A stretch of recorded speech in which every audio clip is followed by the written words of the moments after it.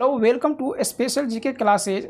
देखिए साथियों, आज हम एक नया सीरीज स्टार्ट कर रहे हैं और ये सीरीज आपको जीके को लेकर जो एसएससी प्रीवियस जो है जितने भी सारे क्वेश्चन बनते हैं उसको पार्ट बाय पार्ट वीडियो में जो है आपको दिया जाएगा। और देखिए साथियों, प्रीवियस क्वेश्चन जो है पढ़ना इम्पोर्टेंट क्यों हो जाता है, क्योंकि टीसीएस जो अभी एग्ज़ाम ले रही है, जिस पैटर्न पर वह अभी चल रही है, उसमें प्रीवियस जो क्वेश्चन है वह जो स्टैटिक्स रूप में होते हैं, ये क्वेश्चन बार बार जो है टीसीएस के द्वारा पूछा जाता है। तो ऐसे ऐसे क्वेश्चन को जो है आपको प्रीवियस ऐसे भी क्वेश्चन देख कर ही जाना चाहिए, ठीक है। तो देखिए, इसमें आपको सीजीएल और सीएचएसएल जो एग्ज़ाम आगामी होने वाली है, क्योंकि ये एग्ज़ाम आपको जुलाई के लास्ट में जो है स्टार्ट होने वाली है। सबसे पहले जो एग्ज़ाम आपका होगा ये सीएचएसएल का एग्ज़ाम होगा, जो पोस्टपोन हो गया है अभी, है ना। कुछ अभ्यर्थियों का एग्ज़ाम अभी भी बाकी है, तो पहले इसका एग्ज़ाम कंडक्ट करवाया जाएगा। इसके बाद जो है ये सीजीएल जो है 2020 का एग्ज़ाम जो है ये स्टार्ट होने वाला है। तो इस चीज़ को ध्यान में रखते हुए ये जो है सीरीज आपको स्टार्ट किया गया है। चलिए, बिना समय को वेस्ट किए, मैं संजय कुमार आप लोगों को स्पेशल जीके क्लास में फिर से एक स्वागत है। और बिना टाइम को वेस्ट किए चलिए फर्स्ट क्वेश्चन से ये स्टार्ट कर लेते हैं। देखिए, तो मेरा फर्स्ट क्वेश्चन क्या है। फर्स्ट क्वेश्चन दिया गया है कि एक चित्रकार है, चित्रकार का नाम याद रखिए, मकबूल फिदा हुसैन, ठीक है। मकबूल फिदा हुसैन जो है ये जो है जीवन में चित्रों में जीवन और मुक्ति की आत्मा को क्या किया था, चित्रण किया था। तो ये जो चित्रण किया था, तो इसमें किस जानवर का प्रयोग किया गया था आपको ये बताना है। तो इसका आंसर हो जाएगा क्या चीज़, घोड़ा। क्या हो जाएगा, घोड़ा। देखिए, उससे जो संबंधित कुछ बातें हैं उसको भी आप याद रखेंगे। जैसे क्या, उसे 1973 यानी 1973 में जो है उसे पद्म भूषण पुरस्कार दिया गया था, जबकि 1991 में जो है उसे पद्म विभूषण पुरस्कार दिया गया था। और फोर्ब्स पत्रिका यानी का जो क्या होता है, जो फोर्ब्स जो पत्रिका है उसे पिकासो ऑफ इंडिया का भी हकदार बताया हुआ था 1952 ईस्वी में, ठीक है। तो आप इतना सारा बात याद रखेंगे। और एक बात और याद रखेंगे, ये जो है माने मकबूल जो फिदा हुसैन है, ये जो है माने क्या, कतर देश का नागरिकता भी उसे प्राप्त हुआ था। तो इतनी सारी इंपॉर्टेंट बात इससे बन जाती है। इतने सारे पॉइंट आप जो है नोट डाउन कीजिए, उसको याद कीजिए, आपको लंबे समय तक बिल्कुल याद रहेगा। देखिए, एक विजयनगर से क्वेश्चन है, ये इतिहास का क्वेश्चन है, प्राचीन भारत से लिया गया है क्वेश्चन को। देखिए, विजयनगर की जो राजधानी जो था वो हम्पी, यहाँ पर गलत टैप हुआ है, क्या होगा, हम्पी। प्राचीन खंड शहर के जो खंडहर है वह अभी वर्तमान में जो है किस राज्य में स्थित है, तो आपको ये बताना है। तो ये इसका आंसर क्या हो जाएगा, कर्नाटक। क्या हो जाएगा, कर्नाटक। आप उसके बारे में जानिए, हम्पी के बारे में कुछ बातें जान लेते हैं। सबसे पहले ये हम्पी जो है कर्नाटक में स्थित है, ये क्वेश्चन से तो क्लियर हो गया। इसको जो है विश्व विरासत स्थल में भी क्या किया गया, तो शामिल किया गया। कब किया गया, तो 1983 में इसे विश्व धरोहर स्थल के रूप में शामिल किया गया। एक बात। दूसरा बात आप इतना याद रखिएगा कि विजयनगर जो था उसमें सबसे जो महत्वपूर्ण वंश था, ये वंश कौन था, तो संगम वंश। कौन था, संगम वंश था। तो संगम वंश के संस्थापक जो थे कौन थे, हरिहर और बुक्का थे। ये बात आप याद रखिएगा।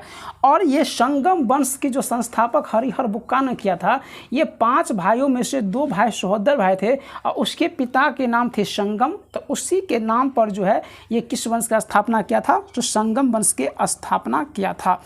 इसी में एक बात और याद रखिएगा कि कभी कभी क्वेश्चन पूछ लिया जाता है कि ये जो संगम वंश की स्थापना किया था तो ये किसके सहयोग से किया था। तो एक गुरु था, इस गुरु का नाम क्या था, विद्यारण। क्या नाम था, विद्यारण नाम था। तो आप ये भी याद रखेंगे। विजयनगर से संबंधित जो है, देखिए एक और आप क्वेश्चन को देख सकते हैं, तुंगभद्रा नदी। क्या देख सकते हैं, तुंगभद्रा नदी।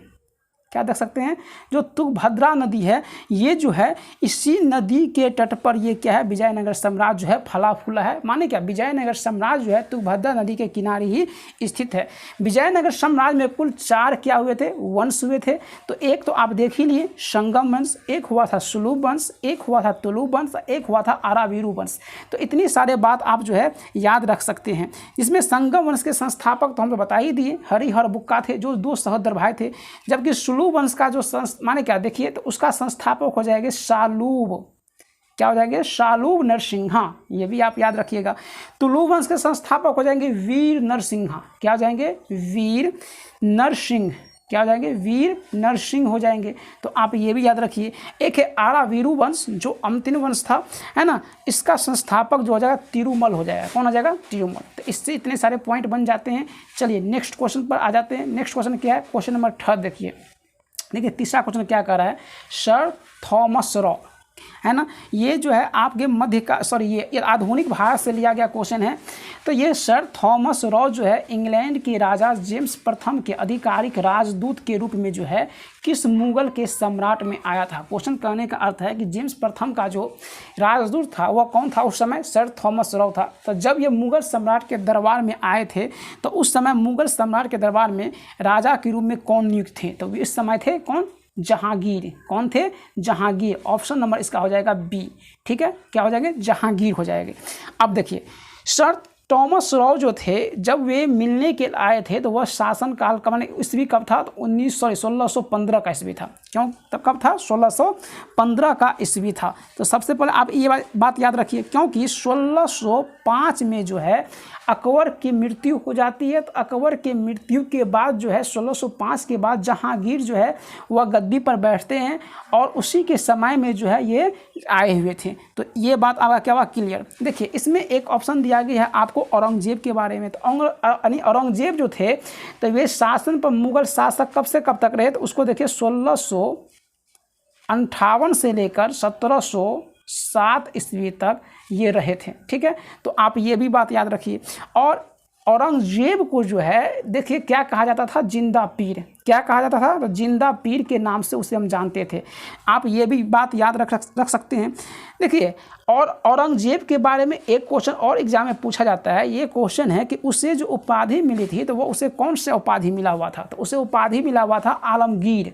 कौन सा उपाधि मिला हुआ था, तो आलमगीर की उपाधि मिला हुआ था। किसको, तो ये औरंगजेब को। एक बात औरंगजेब से एक और बात याद रखिएगा, ये सिख से जुड़ा हुआ बात है कि औरंगजेब ने सिख के एक गुरु को, जिसका नाम था तेग बहादुर, क्या नाम था, तेग बहादुर। तेग बहादुर को जो है ये फांसी पर चढ़ा दिया था। ठीक है, तो ये कितने नंबर के गुरु थे, तो ये 9वें नंबर के गुरु थे। कितने नंबर के गुरु थे, 9वें नंबर के गुरु थे। आप उसको भी याद रखिएगा। चलिए अब कुछ बात याद कर लेते हैं अकबर से। 4 नंबर पॉइंट देखिए, अकबर का जो शासनकाल आपको रहेगा पहले ही बताया गया था, क्या, 1556 से लेकर 1605 ईस्वी तक उसका शासनकाल रहेगा। उस शासनकाल के दरमियान जो है देखिए पानीपत की दूसरी लड़ाई हुई थी उसी के समय में, है ना। पानीपत की जो दूसरी लड़ाई हुई थी वह उसी के समय में हुई थी। और इस समय में बैरम खां जो था, कौन था, बैरम खां जो था उसका नेतृत्व कर रहा था, उसके सेनापति थे अकबर के। तो ये बात याद रखेगा। देखिए एक क्वेश्चन और बनते हैं अकबर से बहुत सारे क्वेश्चन बनते हैं। एक बनते हैं हल्दी घाटी का युद्ध कब हुआ था, तो हल्दी घाटी का जो युद्ध है वह आपको हुआ था 1576 में, 1576 में हुआ था हल्दी घाटी का युद्ध। इसी में एक बात और याद रख सकते हैं जो बहुत VVI क्वेश्चन है, जजिया जो कर था उसको समाप्त कर दिया। कौन सा कर, जजिया कर। तो जजिया कर को किसने समाप्त किया, अकबर ने ही किया था। कब किया था, तो 1564 में ही किया था। तो ये भी पॉइंट आप याद रख सकते हैं। देखिए इसी के शासनकाल में 1575 ईस्वी में 1575 में जो है इबादत खाना का निर्माण हुआ था। और दीन इलाही को मानने वाला ये कौन था, तो प्रथम राजा हुए थे, कौन, अकबर। तो ये भी बात जो है याद रख सकते हैं आप। एक अकबर से क्वेश्चन और बनते हैं जो है मनसबदारी। क्या है, जो है माने क्या, मनसबदारी। ये जो थी प्रथा जो चलाई गई थी ये किसके द्वारा चलाई गई थी, तो ये अकबर के द्वारा चलाया गया प्रथा था।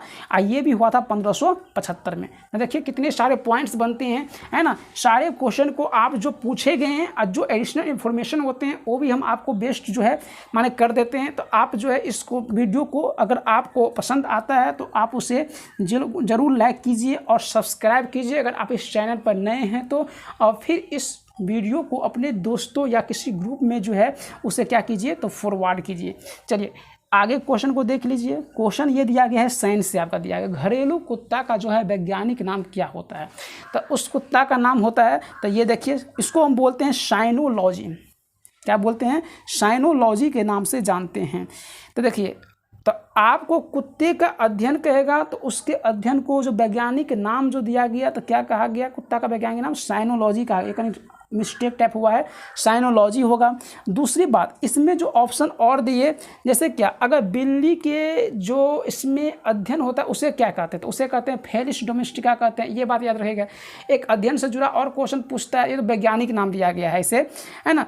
एक होता है साइनोलॉजी, एक चंद्रमा का अध्ययन को क्या कहते हैं, शायद लिम्नोलॉजी के नाम से जानते हैं, ठीक है। तो ये भी आप देख लीजिएगा। चलिए नेक्स्ट क्वेश्चन बढ़ जाइए। क्वेश्चन नंबर देखिए 5, कौन सी हड्डी जो है मानव के कान में नहीं पाया जाता है, नहीं पाया जाता है, आपको ये खोजना है। देखिए मानव के कान में तो इनकस पाया जाता है, तो ये क्या, इसके बाद मेलियम, ये भी मानव के कान में पाया जाता है। एस्टेपीज, ये भी मानव के कान में पाया जाता है। जो सबसे क्या होता है, छोटी हड्डी होती है, तो इसका आंसर क्या हो जाएगा, नहीं पाया जाता है फीमर, क्योंकि फीमर जो है मानव शरीर में सबसे बड़ी हड्डी होती है और ये जो होती है जनांग की हड्डी होती है। तो इस चीज़ को भी आप याद रख सकते हैं। देखिए अब हम बात कर लेते हैं किसके बारे में, फीमर के बारे में तो बता ही दिए, ये सबसे मजबूत और सबसे क्या है, लंबी हड्डी है।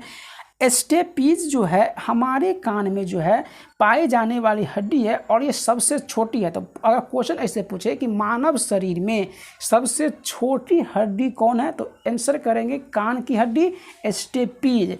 अगर क्वेश्चन पूरे सबसे लंबी और सबसे मजबूत हड्डी क्या है, तो टिक करेंगे क्या चीज़, तो करेंगे फीमर।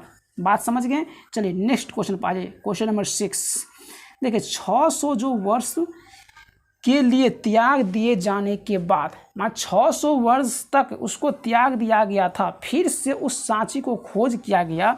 तो ये खोज जो हुआ था कितने ईस्वी में हुआ था, आपको ये बताना है। तो ये हुआ था आपको 1818 ईस्वी में। कब हुआ था, 1818 ईस्वी में। अब देखिए 1818 में जब इसका खोज हुआ था तो बंगाल के जो कैवेलरी ऑफ ब्रिटिश था उसके द्वारा किया गया था। याद रखिएगा किसके द्वारा, कैवेलरी के द्वारा, याद रहेगा, लिख लीजिए कैवेलरी के द्वारा जो था, जिस समय बंगाल में प्रेसिडेंसी चल रही थी तो उसी समय उसका खोज हुआ था 1818 में, ठीक है। एक बात, सांची शहर हो गया, ये प्रमुख जो है क्या है, सांची शहर एक प्रमुख बौद्ध स्थल है जिसका निवास स्थान जो है कहाँ पर है, तो मध्य प्रदेश में है। कौन सा शहर, सांची शहर, यही बात याद रखिएगा। देखिए इसके बाद जो है माने क्या, बौद्ध स्मारक को जो है, एक क्वेश्चन बन जाता है कि बौद्ध स्मारक को जो है विश्व धरोहर स्थल में कब शामिल किया गया था। तो ये किया गया था 1989 में किया गया था। आप उसको भी याद रख सकते हैं। देखिए सांची स्तूप शहर में जो है ये बिल्कुल आकर्षण केंद्र पहले से ही रहा है। तो उसका नींव किसने रखा था, क्वेश्चन ऐसे भी पूछा जा सकता है। तो इसका नींव रखा था जो मौर्य साम्राज्य के जो राजा थे, कौन, अशोक, जिसे प्रियदर्शनी के नाम से भी जानते हैं, उसने उसका नींव रखा हुआ था। ये भी बात अगर यहाँ से क्या हो गया, क्लियर हो गया। चलिए नेक्स्ट क्वेश्चन पर चल जाते हैं। देखिए नेक्स्ट क्वेश्चन क्या है, क्वेश्चन नंबर 17 कहा गया है। देखिए कि लगातार जो है 4 टेस्ट सीरीज हुआ, इसमें दोहरा शतक बनाने वाले एकमात्र बल्लेबाज कौन था। तो ऑप्शन दिया गया ब्रेन लारा, एवी विलियर्स, रोहित शर्मा और क्या दिया है, विराट कोहली। तो इसका आंसर क्या हो जाएगा, विराट कोहली। क्या हो जाएगा, विराट कोहली जो थे एकमात्र ऐसे खिलाड़ी हुए जो लगातार जो है 4 टेस्ट सीरीज में दोहरा शतक के साथ वह प्रथम स्थान पर रहे। जबकि रोहित शर्मा के बारे में जान लीजिए कि रोहित शर्मा जो हैं वह क्या रहे, वनडे में 3 शतक के साथ वह रिकॉर्ड तोड़ा था, ठीक है। तो ये भी बात आप याद रखिएगा। चलिए नेक्स्ट क्वेश्चन की ओर आगे बढ़ते हैं। नेक्स्ट क्वेश्चन क्या है वो देखिए, एक दिया गया लाल कीरों से क्वेश्चन दिया गया है। लाल कीड़ा में डैश नामक एक संरचना होती है, ठीक है, जो उनके भोजन को जो है क्या करता है, पीसने करते हैं यहाँ पर, पचाने में क्या करती है, मदद करती है। तो उसका नाम बताना है कि ये संरचना जो होती है क्या है। तो ये है पेशनी। ये क्या है, पेशनी संरचना है। कौन सा संरचना है, तो पेशनी संरचना है, ठीक है। चलिए इसके बारे में अगर और जानिएगा तो ये जान लीजिए कि ये जो है आपको ये कह सकते हैं कि जैसे क्या, इसके जो माने क्या, जितने भी ये लाल कीड़े होते हैं जो मिट्टी के अंदर जो पाए जाते हैं, उससे जो क्या करते हैं, जो भी अवशिष्ट पदार्थ जो है निकालते हैं, वे अवशिष्ट पदार्थ जो हैं ये किस रूप में काम करते हैं, तो खाद के रूप में काम करते हैं। किस रूप में काम करते हैं, उर्वरक के रूप में काम करते हैं। आप ये याद रख सकते हैं। और ये जो होते हैं अधिकतर ये किस वर्ग में रखे जाते हैं, तो इससे रखा जाता है माने क्या, उसे उभयलिंगी वर्ग में रखा जाता है। और कभी कभी क्वेश्चन ऐसे भी पूछा जा सकता है कि लाल जो कीड़े होते हैं तो उस लाल कीड़े का जो है वैज्ञानिक नाम क्या होगा, ये बताने के लिए, क्योंकि 2017 में जो CHSL का एग्जाम हुआ था उसमें तो वैज्ञानिक नाम भर भर के हर सेट में आया है, 1-2 क्वेश्चन तो हर सेट में आया है, तो आपको तो याद रखना ही पड़ेगा। तो लाल कीड़े का जो वैज्ञानिक नाम था ये इसेनिया था। क्या था? इसेनिया। क्या नाम था? इसेनिया। नाम याद रहेगा, इसेनिया नाम था। इसेनिया फेटिडा कर सकते हैं, एसीनिया फेटिडा।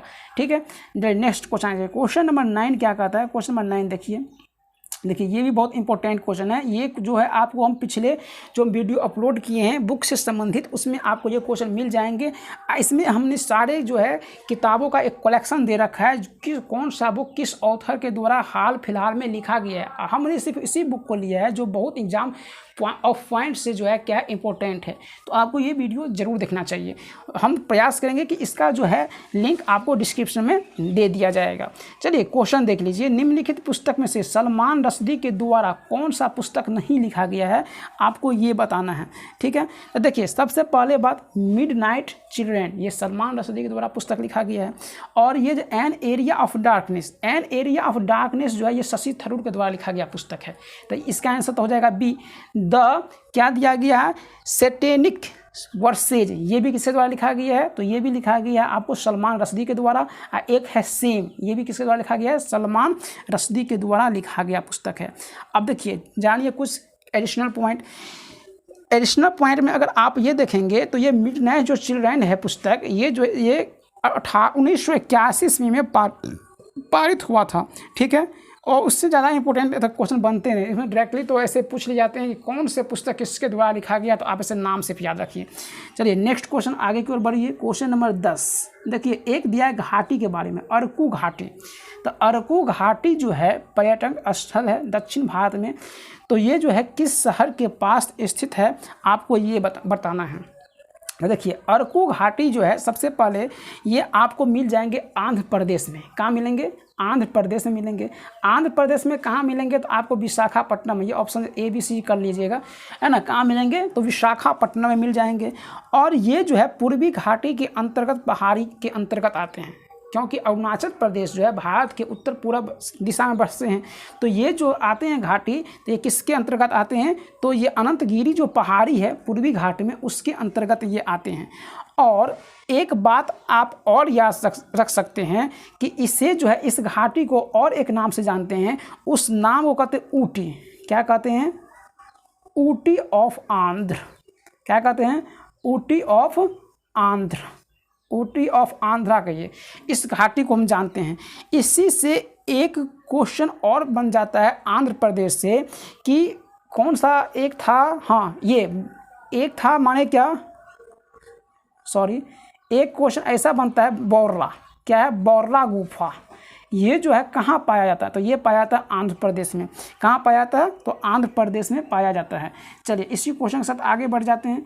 देखिए ये क्वेश्चन जो है दिया गया है आपको, फिर साइंस से ये क्वेश्चन दिया गया है। क्वेश्चन देख लीजिए। ठोस रूप में जो है कार्बन डाइऑक्साइड, ठोस रूप में कार्बन डाइऑक्साइड जो है उसे किस नाम से जानते हैं? तो इसका देखिए ऑप्शन देख लीजिए। ऑप्शन दिया गया है शुष्क बर्फ। क्या दिया गया? शुष्क बर्फ। एक दिया गया है आपको पोटास, एक दिया गया है क्विक सिल्वर, होना चाहिए साथ में होना चाहिए। ठीक है, चलिए एक तो इसमें से ऑप्शन कीजिए। इसमें का ऑप्शन क्या हो जाएगा? माने क्या? शुष्क बर्फ हो जाएगा। क्या हो जाएगा? शुष्क बर्फ जो होता है ये क्या होता है? तो ये ठोस रूप में जो है पाए जाते हैं। ठीक है, तो इसका नाम आप याद रखिएगा। और एक बात और कहिए, अगर इसका जो है अगर ऐसे पूछ लिया जाए, प्रशीतक के रूप में जो है इसका इस्तेमाल किया जाता है। ठीक है, किस रूप में इस्तेमाल किया जाता है शुष्क बर्फ को? प्रशीतक के रूप में। जैसे हम कह सकते हैं प्रशीतक रेफ्रिजरेटर वगैरह हो गया, तो उसमें जो है किसका इस्तेमाल किया जाता है? शुष्क बर्फ का ही इस्तेमाल किया जाता है। ठीक है, एक दिया गया पोटास। तो पोटास का प्रयोग जान लीजिए। पोटास का जो पहले फार्मूला होता है ये देख लीजिए। माने क्या? K2CO3 होता है। क्या होता है? K2CO3 होता है। इसका प्रयोग जो होता है उर्वरक के रूप में किया जाता है। किसके रूप में किया जाता है? उर्वरक के रूप में किया जाता है। और एक देखिए, एक दिया है क्विक सिल्वर से दिया गया है, तो क्विक सिल्वर से एक क्वेश्चन याद रखिए, माने क्या क्विक सिल्वर जो है एकमात्र ऐसा धातु है जो कमरे के ताप पर जो है लिक्विड फॉर्म में होता है। तो इससे ये पॉइंट आप याद रखिएगा, जिसका प्रयोग जो है थर्मामीटर वगैरह या बैरोमीटर में इसका प्रयोग किया जाता है। ठीक है, चलिए नेक्स्ट क्वेश्चन पर आ जाइए। नेक्स्ट क्वेश्चन क्या है? नेक्स्ट क्वेश्चन दिया गया है, वयोवृद्ध जो है स्वतंत्रता सेनानी या समाज सुधारक नारीवादी जो है सावित्रीबाई फुले भारत के निम्नलिखित के किस राज्य से बिलोंग करती है? तो क्या हो जाएगा? माने गुजरात से बिलोंग करती है, राजस्थान से, उड़ीसा से या फिर महाराष्ट्र से। तो इसका आंसर क्या हो जाएगा? महाराष्ट्र से। कहाँ से बिलोंग करती है? तो महाराष्ट्र से बिलोंग करती है, ये बात आप याद रखेंगे। चलिए इसमें ये जानिए, कभी कभी हो सकता है क्वेश्चन ऐसे भी पूछा जा सकता है, इससे जन्म को लेकर क्वेश्चन पूछा जा सकता है। तो ज्योतिबाई फुले का जो जन्म हुआ था, ये हुआ था आपको 3 जनवरी को हुआ था। कब हुआ था? 3 जनवरी 1831 ईस्वी में उसका जन्म हुआ था। आप ये भी बात याद रखेंगे।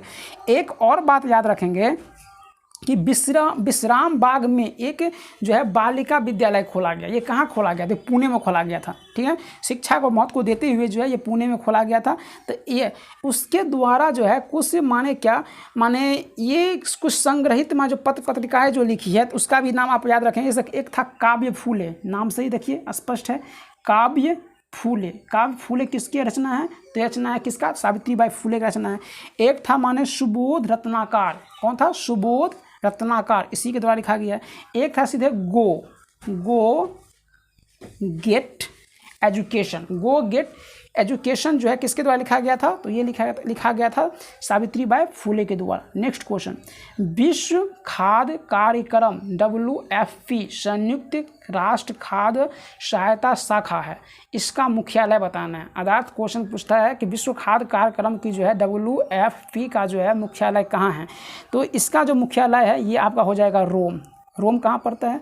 इटली में पड़ता है। कहाँ पड़ता है? इटली में। कल के वीडियो में आपको मैंने बताया था कि इटली में 2021 में ही इसका क्या होने वाला है? G20 शिखर जो है इसका क्या होने वाला है? समिट की अध्यक्षता जो है इटली ही करेगा, और 2023 में कौन करेगा? इंडिया करेगा। तो यहाँ से आप ये बात याद रख सकते हैं। ठीक है, ब्रुसेल्स में जो है नाटो का अध्यक्ष है। ब्रुसेल्स में किसका जो है? तो ब्रुसेल्स में याद रखेगा नाटो जो है, जिसका स्थापना जो हुआ था 1949 में हुआ था। तो ये इसका मुख्यालय ब्रुसेल्स हो जाता है। ठीक है, पेरिस जो है, ये पेरिस में किसका मुख्य है? तो ये यूनेस्को का मुख्यालय कहाँ है? पेरिस है। तो आप यहाँ से ये बात याद रख सकते हैं। चलिए नेक्स्ट क्वेश्चन नंबर देखिए, उस भौतिक वैज्ञानिक का नाम बताना है जिसने क्या कहा था? न्यूट्रॉन का खोज किया था। ये खोज कब हुआ था? तो 1932 में हुआ था। ठीक है, तो इसका क्या हो जाएगा? देखिए, एक होता है ईंटे पर नाच, आप ऐसे उसको याद रख सकते हैं, है ना। तो ये हो जाएगा माने क्या? ईंट पर नाच। तो ई मानो हुआ इलेक्ट्रॉन, तो ये हुआ थॉमस। प से हुआ प्रोटॉन, तो ये हुआ रदरफोर्ड। 9 से हुआ माने का न्यूट्रॉन, तो ये क्या हुआ? चैडविक। तो जिसमें देखिए चैडविक होगा, ये इसका आंसर हो जाएगा। आप ऐसे भी याद कर सकते हैं। और ये खोज हुआ था 1932 में हुआ खोज हुआ था। तो इस चीज़ को भी आप याद रखें। और एक जो है उसको जो है इसके लिए नोबेल पुरस्कार मिला था। कब? 1932 में। कभी कभी क्वेश्चन ऐसे भी पूछा जा सकता है। और यह एक जो ब्रिटिश वैज्ञानिक था। कौन था? ब्रिटिश वैज्ञानिक था। क्वेश्चन नंबर देखिए 15 क्वेश्चन क्या कहा गया है कि भारत में कौन सी संस्था क्या है? रेपो दर या रिवर्स रेपो दर को क्या करती है? तय करती है, फिर ठीक करती है। तो वित्त मंत्रालय, भारतीय स्टेट बैंक, या फिर ये दिया भारत के नियंत्रक और महालेखा परीक्षक, या भारतीय रिजर्व बैंक। इसका आंसर क्या हो जाएगा? भारतीय रिजर्व बैंक। आरबीआई जो है ये क्या है इसका काम? तो आरबीआई काम है कि रेपो दर और रिवर्स रेपो दर क्या होगा वह तय करती है। ठीक है, और आरबीआई के बारे में एक बात जानिए कि आरबीआई का जो क्या हुआ था? स्थापना हुआ था, वह कब हुआ था? तो ये हुआ था 1934 के अधिनियम के तहत जो हुआ था। कब हुआ था? 1935 में। ठीक है, ये बात है। और 1949 में 1949 में जो है ये क्या हुआ था? उसका राष्ट्रीयकरण हुआ था। और उसका मुख्यालय जो है कहाँ पड़ता है? तो मुंबई में पड़ता है। तो इतनी सारी बातें जो हैं आप याद रखेंगे। ठीक है, नेक्स्ट क्वेश्चन। चलिए, तो ये क्वेश्चन का होता है माने लास्ट क्वेश्चन। चलिए, ये जो है जितने भी सारे क्वेश्चन हैं बहुत इंपॉर्टेंट क्वेश्चन बन जाते हैं पॉइंट माने एग्जाम के पॉइंट ऑफ व्यू से। तो सारे क्वेश्चन को आप देखेंगे, उसे कलेक्शन करेंगे। Thanks for watching this video. Welcome to all of you.